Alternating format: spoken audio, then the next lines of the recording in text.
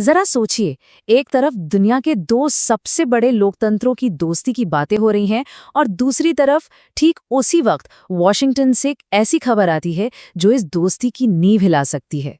तो सवाल ये उठता है कि क्या दुनिया का सबसे पुराना लोकतंत्र दुनिया के सबसे बड़े लोकतंत्र की जासूसी एजेंसी पर ताला लगाने की सोच रहा है? आइए इस बेहद उलझे हुए मामले की हर परत को खोलकर देखते हैं। तो चलिए सबसे पहले बात करते हैं उस एक रिपोर्ट की, उस चिंगारी की जिसने इस पूरे विवाद को हवा दी है। जी हाँ, एक अमेरिकी पैनल ने अपनी रिपोर्ट में एक ऐसी सिफारिश की है जिसने सबको चौंका दिया है।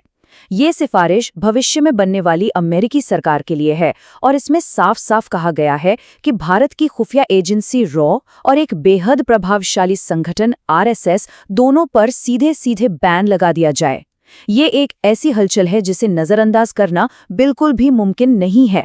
तो आखिर ये सिफारिश आई कहाँ से? इसके पीछे है USCIRF, यानी अंतर्राष्ट्रीय धार्मिक स्वतंत्रता पर अमेरिकी आयोग। अब ये कोई छोटी मोटी संस्था नहीं है, ये एक आधिकारिक संस्था है जो पूरी दुनिया में धार्मिक आज़ादी पर नजर रखती है और इसकी रिपोर्ट सीधे अमेरिकी प्रेसिडेंट की टेबल पर जाती है। चलिए ठीक है, सिफारिश तो हो गई, पर अगर ये मान ली गई तो इसका असर क्या होगा? मतलब क्या है इन प्रतिबंधों का? देखिए, इस रिपोर्ट में दो बहुत ही कड़े कदम सुझाए गए हैं। पहला तो ये कि अमेरिका में रॉ या आरएसएस की जो भी संपत्ति है, जो भी पैसा है, सब जब्त मतलब फ्रीज कर दिया जाएगा।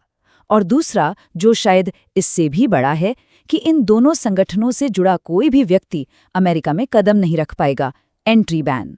और देखिए, इस कहानी में एक बहुत बड़ा ट्विस्ट है। इस अमेरिकी सिफारिश को भारत के अंदर से ही सपोर्ट मिल गया है। भारत की जो मुख्य विपक्षी पार्टी है कांग्रेस, उसने भी आरएसएस पर बैन की वकालत की है। उनका कहना है कि ये संगठन देश की एकता के लिए जहर है। तो इससे आप समझ सकते हैं कि ये मुद्दा सिर्फ इंटरनेशनल नहीं, बल्कि भारत की घरेलू राजनीति में भी कितना गहरा उतर चुका है।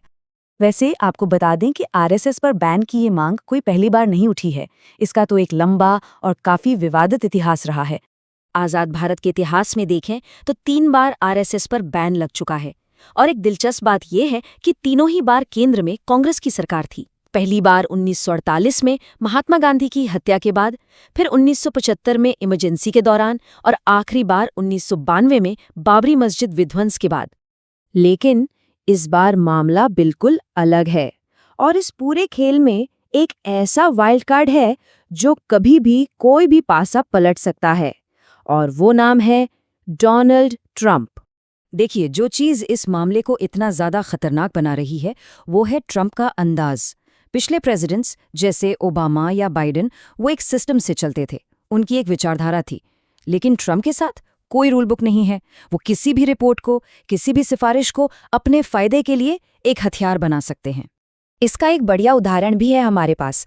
प्रेसिडेंट बाइडेन के पास भी एक सिफारिश आई थी कि भारत को चिंता वाले देशों की लिस्ट में डाल दो, पर उन्होंने क्या किया? कुछ नहीं, उसे ठंडे बस्ते में डाल दिया, क्योंकि रणनीतिक हित ज्यादा जरूरी थे।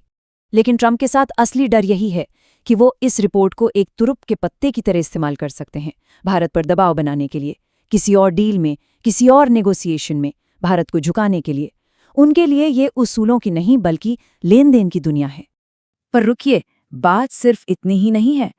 इस रिपोर्ट में एक और ऐसी बात छिपी है जो रॉ और आरएसएस पर बैन से भी कहीं ज्यादा बड़ी है, और वो है भारत को कंट्री ऑफ पर्टिकुलर कंसर्न यानी CPC का दर्जा देना। अब ये CPC ये कोई मामूली लेबल नहीं है। ये अमेरिका की एक तरह की ब्लैक लिस्ट है उन देशों के लिए जहां अमेरिका के मुताबिक धार्मिक आज़ादी को बुरी तरह से कुचला जा रहा है। और सोचिए, सिर्फ अगर भारत का नाम इस लिस्ट में आ गया तो क्या होगा? इसका सीधा सीधा मतलब हो सकता है अमेरिका से भारत आने वाले हर हथियार, हर डिफेंस टेक्नोलॉजी पर फुल स्टॉप। ये भारत की नेशनल सिक्योरिटी के लिए एक बहुत बहुत बड़ा झटका हो सकता है। हाँ, ये भी सच है कि बड़ी बड़ी अमेरिकन डिफेंस कंपनियां जो भारत को अरबों डॉलर का सामान बेचती हैं, वो ऐसा आसानी से होने नहीं देंगी। तो शायद हथियारों पर पूरी तरह से रोक न भी लगे, लेकिन सिर्फ इस तलवार का सिर पर लटकना ही भारत पर दबाव बनाने के लिए काफी है। तो सवाल फिर वहीं आकर रुक जाता है, क्या ये वाकई एक सच्चा खतरा है या फिर ये ग्लोबल पॉलिटिक्स की शतरंज के बिसात पर एक चाल है जिसमें भारत को एक मोहरा बनाया जा रहा है? खैर, इसका जवाब तो वक्त ही देगा। लेकिन एक बात तो साफ है, ये खेल तो अभी बस शुरू हुआ है।